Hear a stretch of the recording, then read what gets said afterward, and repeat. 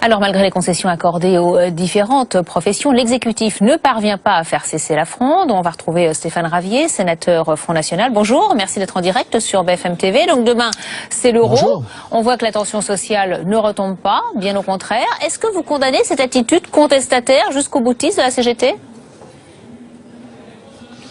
Moi, ce que je soutiens et ce qui me préoccupe, c'est l'avenir des Françaises et des Français, ceux qui travaillent encore, pas la démarche de ce syndicat.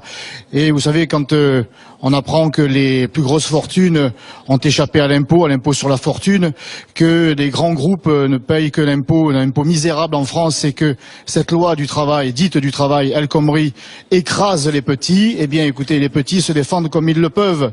Alors certes, cela gêne les Français, cela me gêne. Voilà, aujourd'hui, j'ai eu du mal à trouver un train pour rentrer sur Marseille, mais ils sont au pied du mur et ils se défendent avec les moyens qui sont les leurs. Alors, je crois que c'est simple, on entend chacun en appeler à prendre ses responsabilités. Eh bien, le gouvernement doit prendre les siennes, il doit retirer cette loi injuste et les choses rentreront dans l'ordre. Je crois que personne ne fait grève de gaieté de cœur, personne ne bloque de gaieté de cœur. Je vois dans Paris ces poubelles qui s'amoncellent, les trains qui sont bloqués. Eh bien écoutez, que le Premier ministre retire cette loi et je crois que tout le monde se remettra au travail. Vous demandez le retrait de la loi travail qui passe au Sénat puis ensuite à l'Assemblée nationale. Mais cette loi travail avait au moins un mérite, essayer de réformer, moderniser le pays. Il ne faut pas le faire ?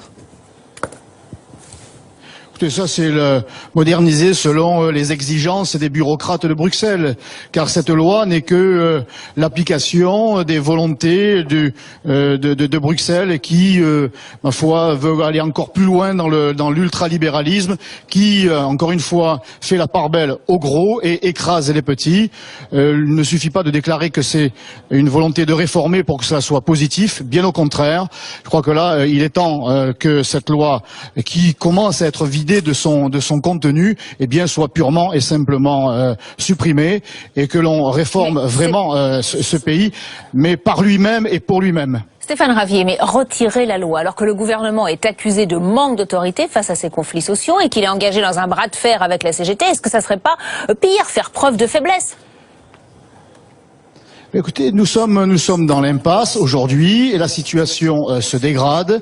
On sent bien que le gouvernement ne maîtrise plus rien. Ça fait longtemps d'ailleurs qu'il ne maîtrise plus rien. Il a voulu engager un bras de fer. Il est en train de le perdre et ce sont les Français qui en paient les pots cassés.